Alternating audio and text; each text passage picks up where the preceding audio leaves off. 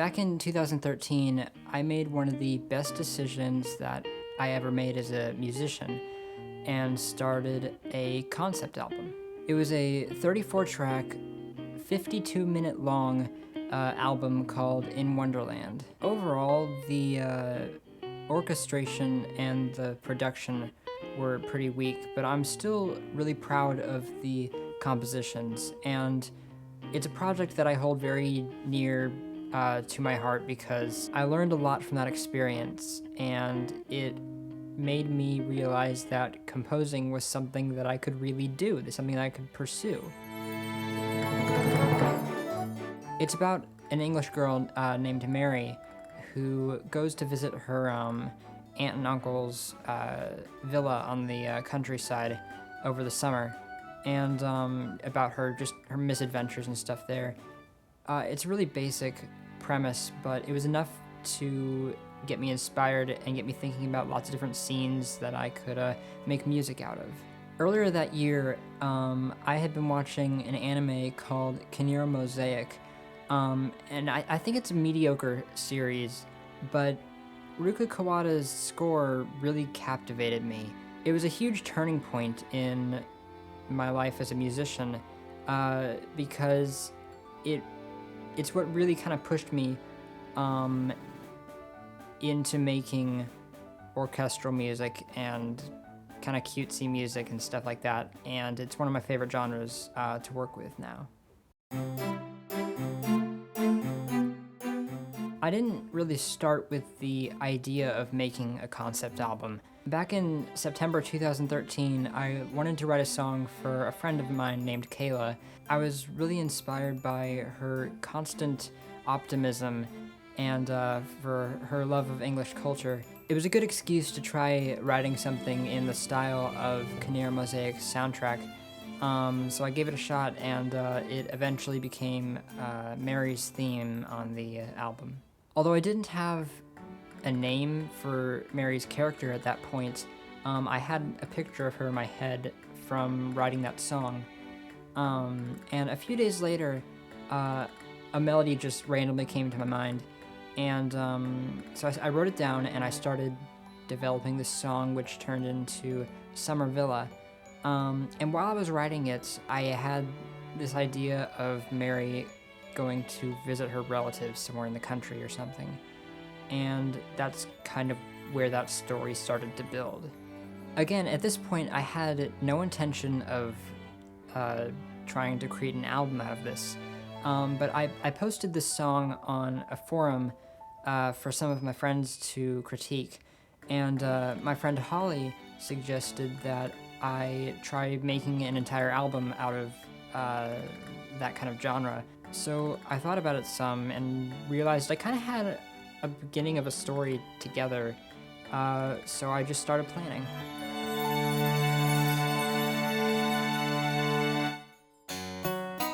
I wanted enough tracks to fill a typical anime soundtrack, which in my experience is approximately an hour long with around 30 tracks, most of them being maybe a minute to a minute and a half long cues for different scenes. I did a lot of brainstorming, just coming up with hypothetical scenes that I could make music out of. For me, it's really important that I have some kind of image or scene going on in my mind when I'm composing, because without that, I am working aimlessly because I don't really have anything to draw from. So I think it's really important to have some kind of goal or focal point when you're writing music.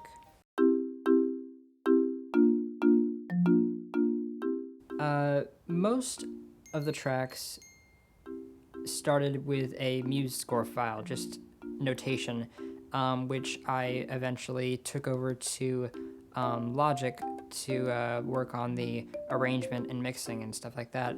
But there were a lot of cases where I skipped that altogether and just went straight for Logic because I already knew what kind of sounds and stuff that I wanted to work with. Everything on the album, aside from guitars and vocals, was programmed using Logic's stock instrument library and plugins. At that time, I was a new Logic user. It was my first big audio workstation because previously I was using an old version of GarageBand, like from like 2008 or something. So working on this album doubled as giving me kind of a crash course into using Logic.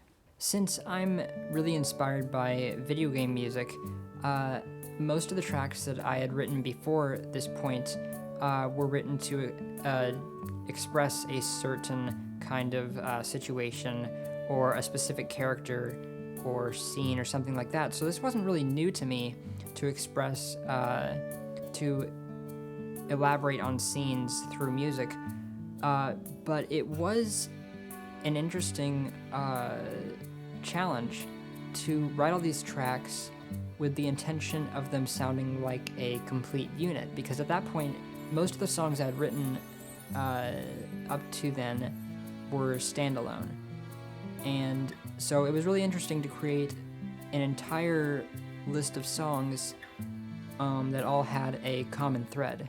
I also wanted to be careful about what kinds of songs I wrote. I wanted to make sure I had various kinds of emotions and things being depicted.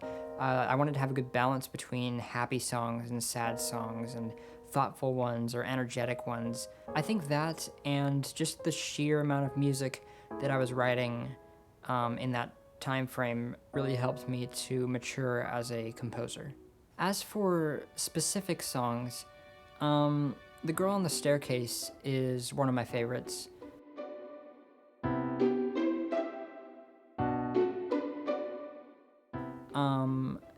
I actually wrote that prior to working on the album when I was reading Crime and Punishment, specifically the scene where Sonia is properly introduced for the first time.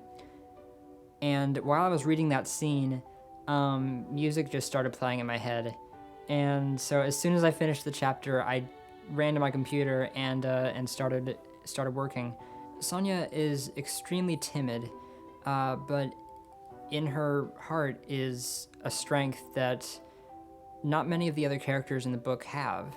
I used a sparse arrangement with a lot of staccato in the first part of the song to express that timidity, and then I let the dynamics build and the strings and the chords and everything to become much fuller in the latter half of the song to express that strength. When I started working on Wonderland, I thought that it would work very well for Alice's character, so I assigned it as her theme song. Another favorite of mine is called A Conversation Over Tea.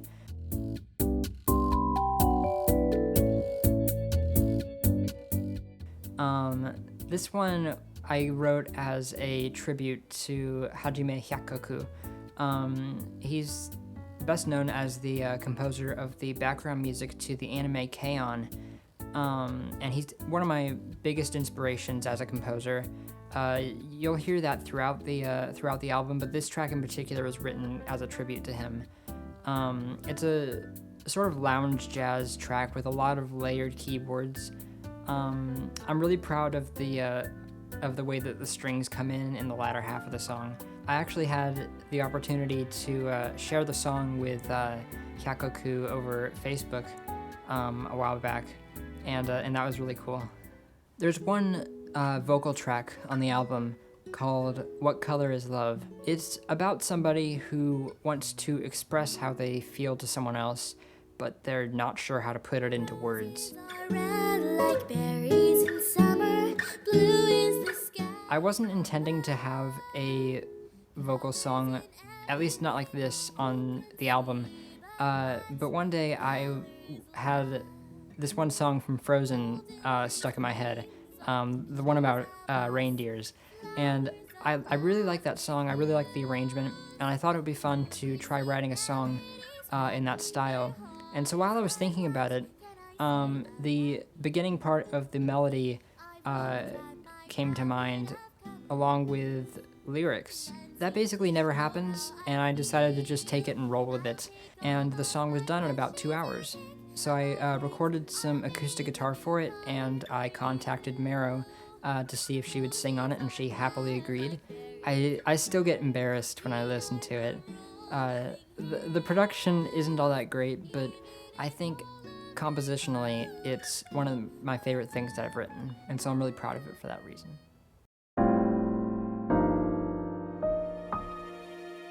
I didn't realize just how much time I was putting into this album until after I finished writing most of the songs.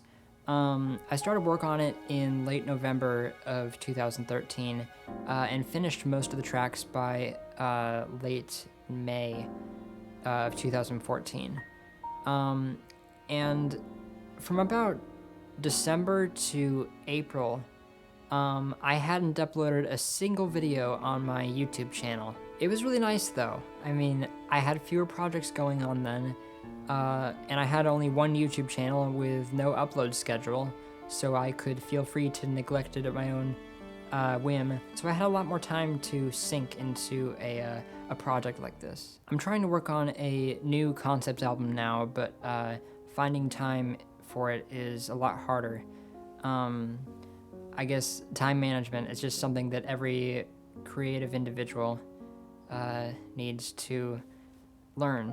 So it took a long time, but for my first concept album and what it meant to me as a composer, as a musician, and how I grew through that, and the people that I met and what I learned through it, it has a really special place in my heart for that reason.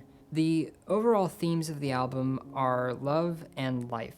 There's just so much negativity in the world, and I don't mean to brush aside serious things, or I don't mean to say that sadness or even anger or things like that should be ignored, but enjoy your life and encourage other people to do the same. Don't be afraid to be positive because other people will make fun of you. That's a silly reason. Like, don't let people make fun of you just because you're happy. So if any of these songs encourage people to do that, or just lift their mood a little bit, then I think I've done my job. Hey everybody, if you made it all the way to the end of this video, thanks for watching. I just thought as a videographer, this would be a fun video to do. And I wanted to share my story about how I made this concept album, and just because it was a really good experience for me. I learned a lot through it, and it really helped me build confidence as a composer. I released the album on September 16th, 2014. It was a very quiet release. I didn't really promote it very much because I wasn't very proud of it at the time. But now I think my mind has changed about that, and I appreciate it for what it was. Even though I make much better music now than I did then, I think making that album is the reason that I do. So I just wanted to share my experience with that and encourage you guys, if you are aspiring composers, especially for video games and film and other media, to challenge yourself to take on projects like this. It doesn't have to be a concept album. It could be a fan game or something else like that, but I think a concept album is a really nice way of challenging yourself to create multiple songs based on a single idea. So if you are interested in listening to the album, it's up on Bandcamp for free at joshuatypley.bandcamp.com. And if you're interested in hearing some more of my other music, or just learning more about me and my influences and things like that, or if you're interested in hiring me, you can find more information about that at joshuatypley.com. So thanks again for watching. I really appreciate it, and I will be back with new covers very soon.